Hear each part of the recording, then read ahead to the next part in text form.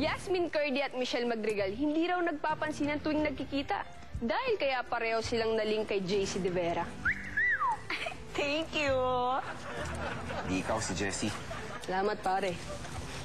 Ay nako, hindi po. Nagpapansinan po kami ni Michelle. Kasi ito si JC Epal kung ano ng mga pinagsasabi. Ikaw, aminin mo, hindi kami nag-aaway. Hindi kami nag-aaway. Up now. As of press time, malinaw na kay JC De Vera ang estado ng tambalan nila ni Yasmin Curdy. Sa mga labi na mismo ng young actor nang galing na sa next project niya ay si Rian Ramos na ang makakasama niya. Sabi po nila kay Rian kasi nga gagawin daw namin yung La Lola. So siguro magpapahinga lang kami ni Yas, and kung gusto naman talaga ng tao kami, and lalabas pa rin kami dalawa ni Yas. Itong pair up na to, for this project lang naman. At saka dapat sana, especially sa mga fans nila, sana naman ayoko namang may negative na lumabas dito. O kaya hindi dapat sila ma-threaten na may bagong team up. Hindi ba natatakot si JC na maikumpara ito sa naabot ng tambalan nila ni Yas? So hopefully hindi naman mag-react yung mga tao kasi syempre nagtatrabaho lang naman din kami, and magkaiba naman sila magkaiba sila ng character ni Yas. Iba si Yas, iba si Rian. So kumbaga kami dalawa naman ni Yas, nag-explore din kami. So ako gusto ko mag-explore, so magta-try naman ako ng bago. Pero mukhang pumapasok din sa eksena ang singer na si Mark Bautista na co-star naman ni Rian sa pelikulang Sundo. Hindi pa kami ganun ka-close. So first time ko siyang ma-meet, so we'll never know. So hindi rin natin masasabi. Pero siyempre, sa ganda ba naman ni Rian, anything is possible actually. Pero ang isip ni Rian, nakatuon sa nalalapit nitong debut on October 3 kung saan balitang last dance nito ang dating ka-love team na si Richard Gutierrez. Chard? Dahil first love team ko rin siya. First partner, first... Yun. So nagturo sa akin kung paano maglambing. Ganun But going back to JC and Yasmin, mananatili raw na may puwang siya sa puso ng binata.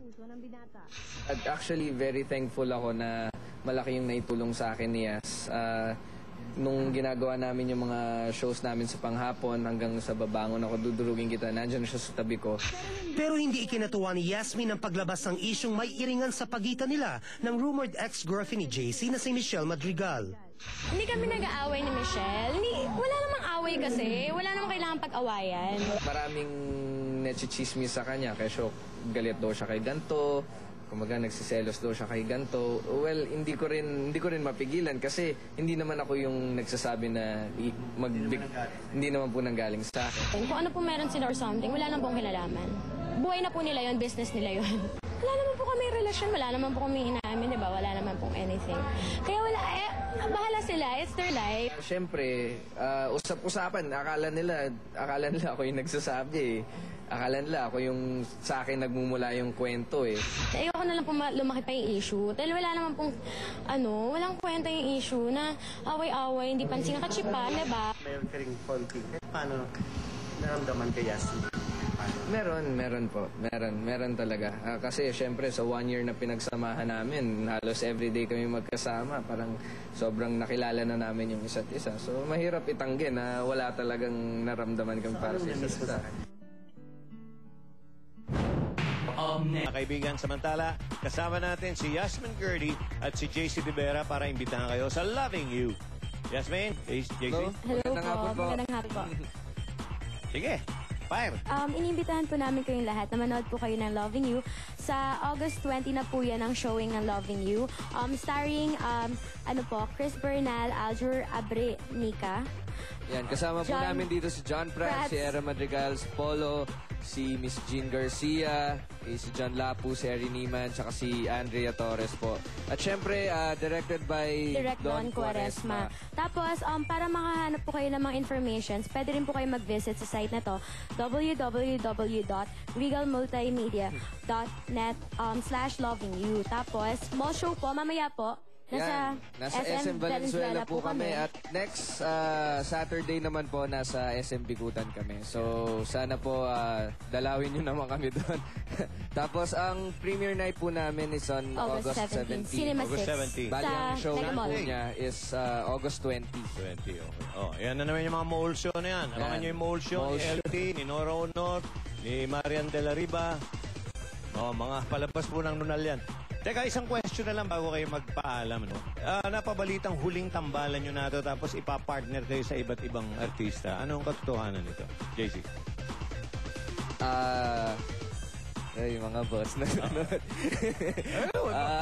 Siguro ano lang po, kailangan lang namin Break muna.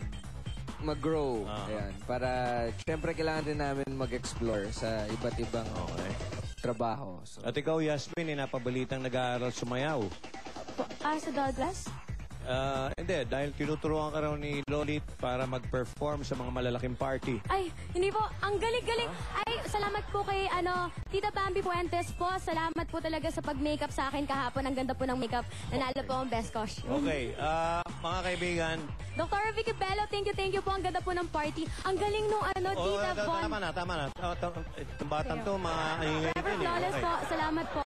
Okay, Zor. kung merong A to C si Dolphy at si Vicky A to P, ako'y L to S lang po, mga kaibigan. Abangan nyo ang birthday celebration ni Miss Alisa Alano. May surprise kami sa kay Alisa na nakikagugulat niya. Malamang bumahan ng luha rito sa Star Talk ngayon. Happy birthday. Pagbabalik na Star Talk, abangan nyo yan. Salamat din, Surpresa. Mossimo Shades. Thank you. Forever Flawless. Bizarre. Dr. Vicky Bello.